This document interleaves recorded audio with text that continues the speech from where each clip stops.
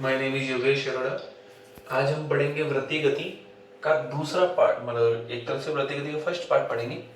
हमने motion to dimension द्विमीय गति के अंदर सबसे पहले प्रोजेक्टाइल मोशन हम पढ़ चुके हैं, प्रक्षेप्य गति। आज हम पढ़ेंगे वृत्तीय गति। ये भी एक तरह का द्विमीय गति है। इसके अंदर चलते समय दोनों रिलेशन क्या होते हैं, चेंज होते हैं। तो देखो, सबसे पहले हम पढ़ेंगे रेखीय गति और वृत्तीय गति में अंतर। देखिए, आइए शुरू करते हैं। तो यहां लिखते हैं रेखीय गति, ठीक है, और यहां लिखते हैं वृत्तीय गति।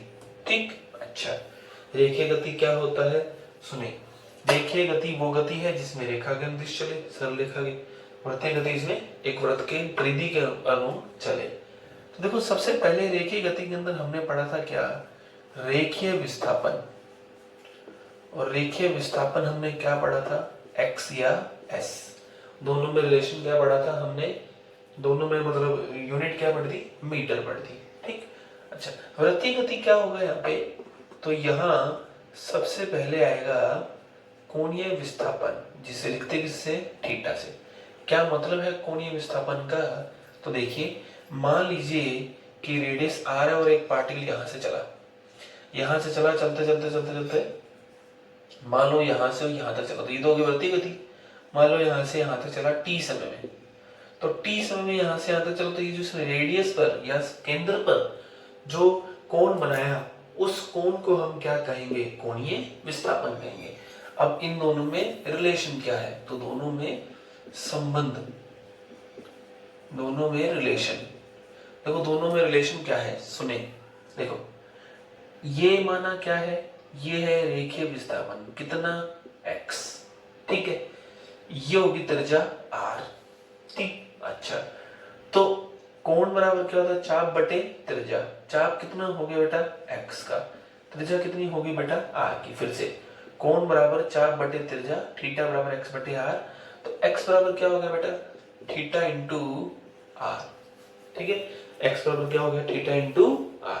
ये हो गया हमारे पास क्या, रेखीय विस्थापन और कोणीय विस्थापन में संबंध।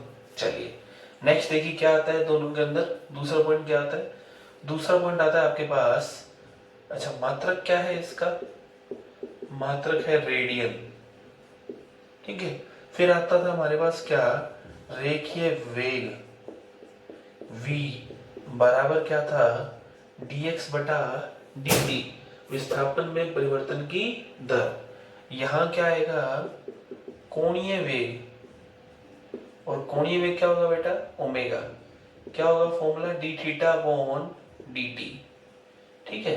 मात्रक क्या होगा बेटा इसका, मात्रक होगा रेडियन प्रति सेकंड, ठीक है। दोनों में रिलेशन, दोनों में रिलेशन क्या होगा, देखो, यदि इसका समय के सापेक्ष अवकलन कर दूं तो ये क्या बन जाएगा, v।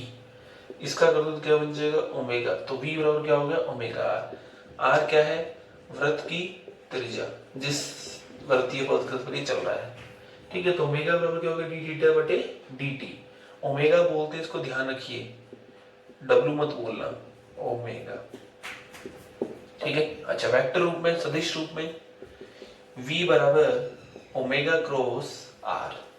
तो ये आ गया अपने पास। नेक्स्ट क्या आता है हमारे पास, नेक्स्ट आता है रेखीय त्वरण। रेखीय त्वरण क्या था बेटा, a, क्या फॉर्मूला था, dv बटा dt। यहां क्या आएगा बेटा, कोणीय त्वरण, कोणीय त्वरण क्या आएगा बेटा, अल्फा। तो अल्फा बराबर क्या आ गया, डी ओमेगा बटे dt, ठीक है। अच्छा, मात्रक क्या होगा बेटा, मात्रक होगा रेडियन प्रति सेकंड स्क्वायर, या रेडियन प्रति सेकंड कैसे लिख सकते हैं। कोणीय त्वरण होगा जब ओमेगा बढ़ेगा, कोणीय मंदन होगा जब ओमेगा घटेगा। वही जैसे पहले रेखीय गति में था, रेखीय त्वरण या रेखीय मंदन, दोनों में संबंध। तो a बराबर अल्फा r, सदिश रूप में a बराबर अल्फा क्रॉस r, ठीक, ये संबंध तीनों में हो गया। तो ये इंट्रोडक्शन छोटा सा। तो ये रेखीय गति और वृत्तीय गति में अंतर है। नोट करना चाहें तो स्क्रीन पॉज करके नोट कर सकते हैं। चलिए नेक्स्ट देखिए क्या आता है बेटा, सुने नेक्स्ट। नेक्स्ट आता है आपके पास इक्वेशन ऑफ मोशन, मतलब गति की क्या समीकरण। यहां क्या था, v बराबर u plus a t, s बराबर u t plus half a t square, v square बराबर u square plus two a s. ठीक है, u t plus half a t square. ठीक, अच्छा यहाँ v क्या था, अंतिम वेग, u क्या है प्रारंभिक वेग, a क्या था त्वरण, t क्या है समय। यहाँ क्या होगा देखो बेटा, ओमेगा बराबर omega note plus alpha T, v की जगह ओमेगा अंतिम कोणीय वेग, u की जगह ओमेगा नोट प्रारंभिक कोणीय वेग, a की जगह अल्फा कोणीय त्वरण, ओमेगा सॉरी s की जगह theta, omega naught into t plus half alpha t square, v square बराबर omega naught square plus two alpha theta. Omega क्या है, अंतिम कोणीय वेग, ओमेगा नोट क्या है, प्रारंभिक कोणीय वेग। ठीक है, और अल्फा क्या है बेटा, कोणीय त्वरण। ठीक है, ठीक, और थीटा क्या हो गया बेटा, कोणीय विस्थापन। तो ये चार क्या है चीजें, ओमेगा, ओमेगा नोट, अल्फा और थीटा। ठीक है, तो ये है वृत्तीय गति, दोनों में अंतर। अब आगे चल के हम क्या आता है, कुछ छोटा मोटा इंट्रोडक्शन में और पॉइंट्स जोड़ दें हम। देखिए क्या, तो सुने,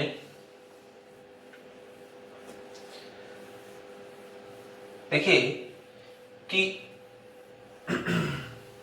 सुने, पहला पॉइंट क्या, नोट के अंदर पहला पॉइंट क्या है, पहला पॉइंट है कि एक चक्कर पूरा करने पर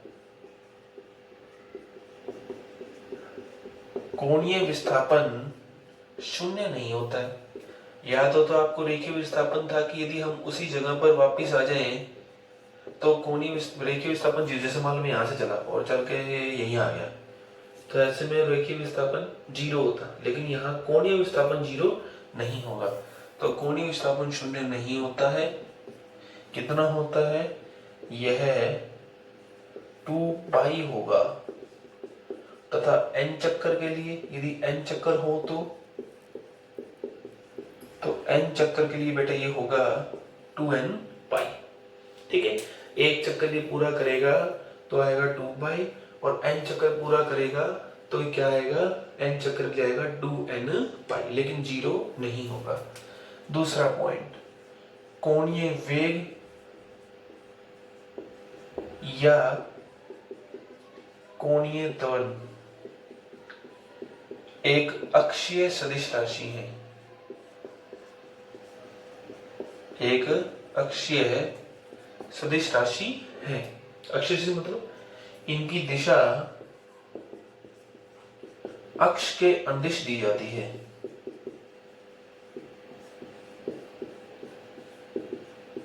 अब अक्ष के अंदिश कैसे दी जाएगी, तो सुने, ओमेगा की दिशा दाएं हाथ के अंगूठे के नियम से ज्ञात की जा सकती है। ओमेगा की दिशा दाएं हाथ के अंगूठे के नियम से ज्ञात की जा सकती है। क्या मतलब है, सुने, जैसे मान लो मैंने एक चक्कर यूं चला, ठीक, तो ओमेगा की दिशा कैसे जाती है, उंगलियों को घूमने की दिशा में घुमाइए, घुमा दिया, तो ऐसे में अंगूठा आपको ओमेगा की दिशा देगा, उंगलियों को घूमने की दिशा में घुमा दिया तो ओमेगा, तो ये हो गया ओमेगा बाहर की ओर। ये आपको पता होगा, चुंबकीय क्षेत्र को हम इस तरह से लिखते हैं, डॉट हो तो बाहर की ओर, क्रॉस हो तो अंदर की ओर। मान लो ये यूं घूम रहा होता पिंड, तो ऐसे में क्या होता, देखो इसको बाद में लगा देंगे, ये यूं घूम रहा है, उंगलियों को यूं घुमाया, अंगूठा किधर जा रहा है, अंदर, तो एक क्रॉस लगाया यहाँ पे, ये किस ओर है, अंदर की ओर। ठीक, तो ओमेगा की दिशा बाएं हाथ दाएं हाथ के अंगूठे के नियम से ज्ञात की जाती है। अब आता है सर अल्फा की दिशा क्या निकालें, ये कोई अक्ष की दिशा है अल्फा की दिशा। तो यदि ओमेगा बढ़ रहा होगा, ओमेगा बढ़ेगा, तब अल्फा व ओमेगा की दिशा समान होगी, दोनों की दिशा बराबर होगी। और यदि ओमेगा घटेगा तब अल्फा व ओमेगा की दिशा विपरीत होगी। क्या मतलब है, तो सुने, देखो मान लो ओमेगा बढ़ रहा होता, जैसे फैन है चलता सा रहते तेज होता, तो ऐसे में जो ओमेगा की दिशा बाहर की ओर, वही दिशा किसकी होगी, वही दिशा होगी किसकी, अल्फा की। मतलब ओमेगा भी बाहर अल्फा भी बाहर। यहाँ ओमेगा घटेगा तब अल्फा और ओमेगा की दिशा विपरीत होगी। ओमेगा घटेगा, मान लो ये यूं चल रहा है, धीरे धीरे इसकी स्पीड कम होती गई, तो स्पीड कम होती जाएगी, तो ऐसे ओमेगा घट रहा है, तो ओमेगा की दिशा तो अंदर हो गई और अल्फा की दिशा क्या होगी, बाहर होगी। ठीक है, ये मतलब है। तो ये 2 पॉइंट हमने लिखे अभी तक, नोट करना चाहें तो नोट कर सकते हैं आप। नेक्स्ट पॉइंट देखिए क्या था, तीसरा पॉइंट सुने। देखिए तीसरा पॉइंट आता है वेग के ऊपर। वेग का मतलब देखिए क्या, तो सुने, वेग क्या कि वृत्तीय गति में रेखीय वेग की दिशा स्पर्श रेखा के अनुदिश होती है। स्पर्श रेखा के अनुदिश होती है या स्पर्शीय होती है, जो मर्जी बोल दो। और साथ में यहाँ वेग की जगह मैं लिखता हूँ तात्क्षणिक वेग। तात्क्षणिक मतलब जिस समय में आपको वेग की दिशा निकालनी है उस समय पर। देखो मान लो जैसे ये पिंड है कोई, है ना, और वो यूं घूम रहा है, ठीक। अब वो पिंड यहाँ आया तो यहाँ स्पर्श रेखा यूं खिंच ली, तो ये होगी वेग की दिशा। फिर वो पिंड यहाँ आया तो स्पर्श रेखा यूं खिंच ली, ये होगी वेग की दिशा। फिर वो पिंड यहाँ आया तो फिर वो स्पर्श रेखा यूं खिंच ली, ये होगी वेग की दिशा।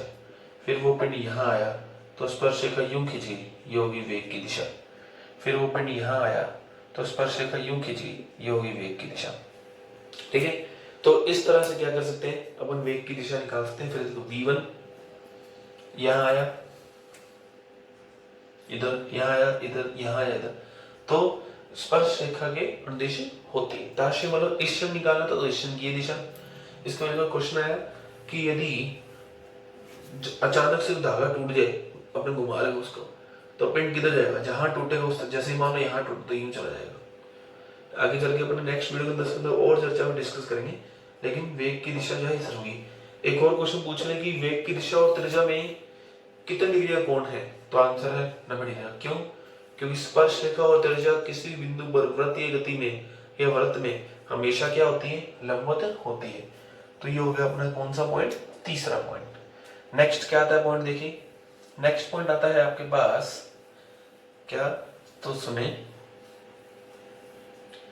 देखिए नेक्स्ट पॉइंट है, पहला हुआ अपना कौन सा, वेग वाला, सॉरी पहला हुआ थीटा वाला, दूसरा कौन सा हुआ, वेग वाला मतलब दिशा वाला, तीसरा हो गया वेग वाला। अब चौथा पॉइंट देखिए हमारे पास क्या आता है, चौथा पॉइंट आता है हमारे पास आवर्तकाल और आवर्ती के बारे में। तो आवर्तकाल व आवर्ती के बारे में देखो क्या होता है। आवर्तकाल होता है एक चक्कर लगाने में लगा समय,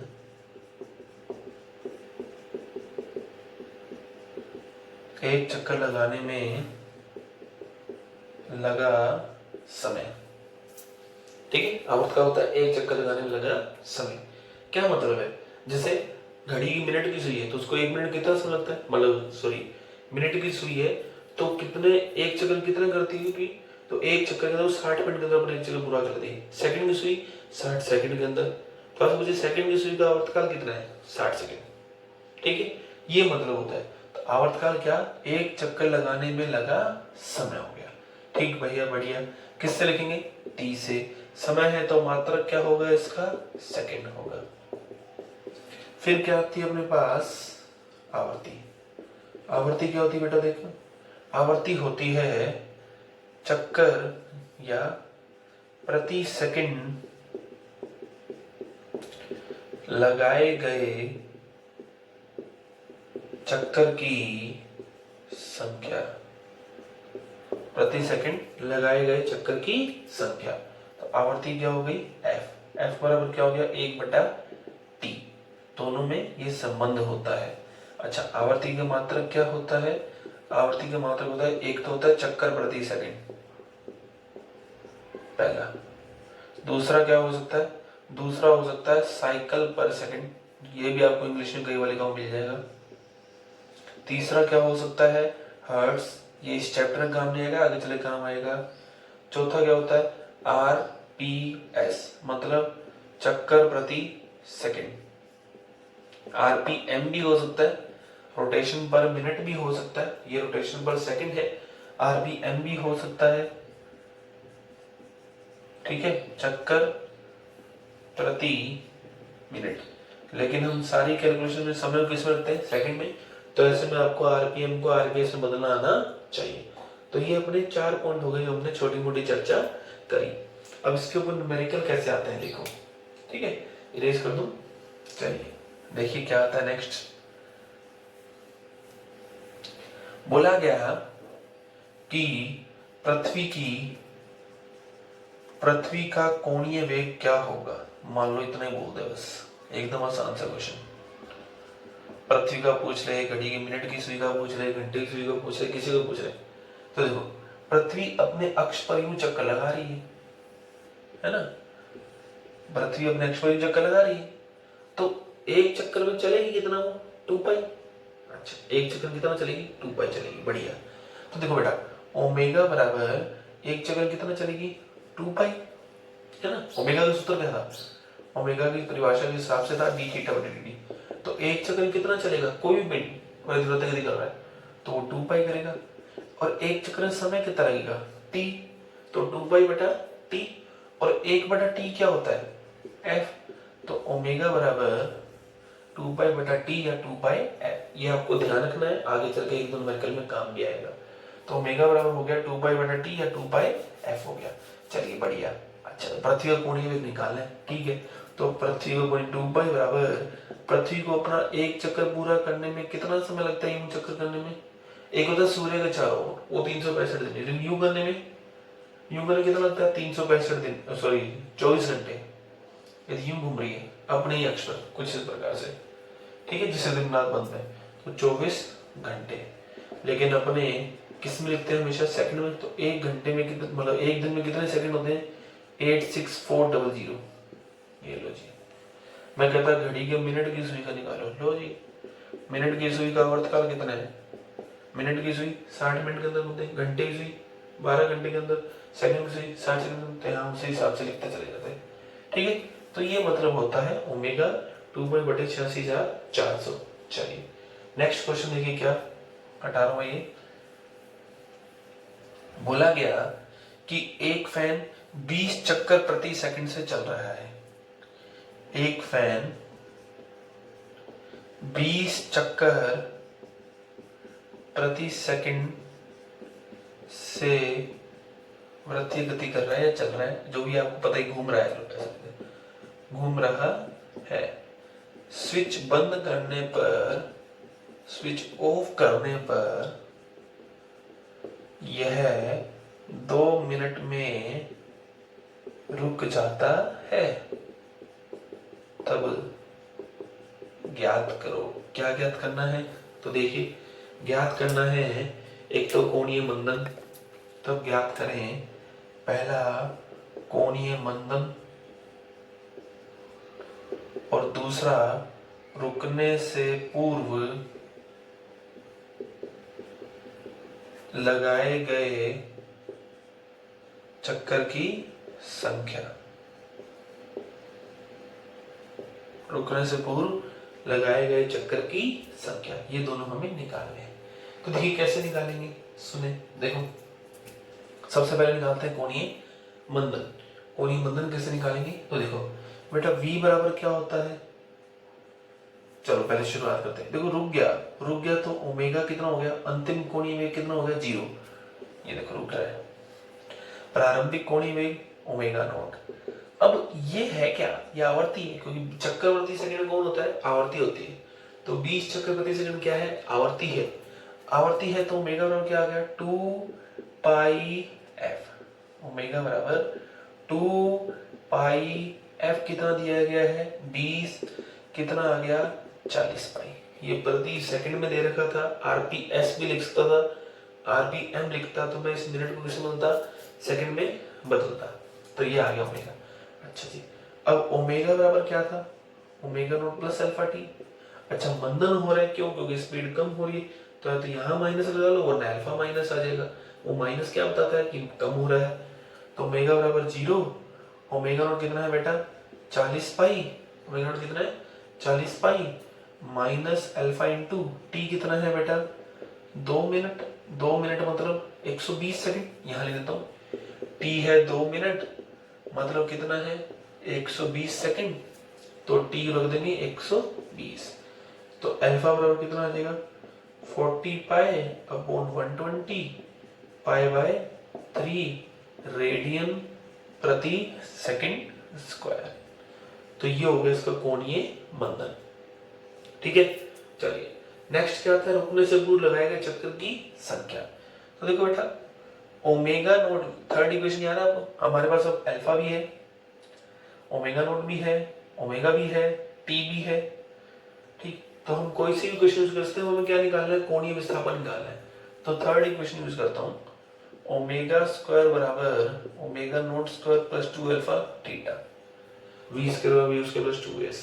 आपका एग्जाम टाइम में या तो ये पूछ लेगा या हो सकता है ये पूछे, लेकिन ये पूछेगा तो आपको ये भी देगा, क्योंकि इतना बड़ा क्वेश्चन वो नहीं देगा आपको, तो आपसे कोई भी एक चीज पूछ लेगा। ये तो एक बार पूछा भी आज को यहाँ तक का। तो चलिए, तो ओमेगा बराबर omega naught square plus 2 alpha theta, omega कितना आया 0, ओमेगा नोट कितना आया बेटा 40 पाई का स्क्वायर माइनस 2 अल्फा थीटा आपको निकालना है। माइनस क्यों लगाया, कोणीय मंदन के कारण, लिख देता हूं यहाँ नेगेटिव है कोणीय मंदन के कारण। ठीक, अच्छा तो ये इधर आ गया 40 पाई गुना 40 पाई बराबर 2 अल्फा थीटा, तो थीटा आ गया पौन में 2 अल्फा, ये थीटा आ गया। अल्फा कितना है भैया पाई बाय 3, तो पाई बाय 3 रख दिया। ठीक, अच्छा तो कितना आएगा देखो इस तरफ लिखता हूँ, थीटा बराबर 40 pi into 40 pi upon 2 into pi by जो 3 था वो यहाँ आ गया।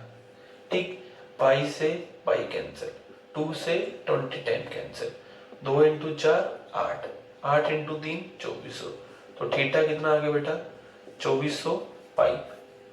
ये आ गया हमारे पास कोणीय विस्थापन।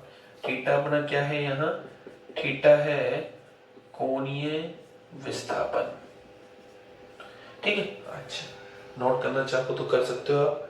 अब एक बात देखो कि यदि 2 पाई चलता, यदि कोणीय विस्थापन 2 पाई होता तो कितने चक्कर लगाता, एक चक्कर। 2 पाई कोणीय विस्थापन होने पर कितने चक्कर लगाता ये, एक चक्कर।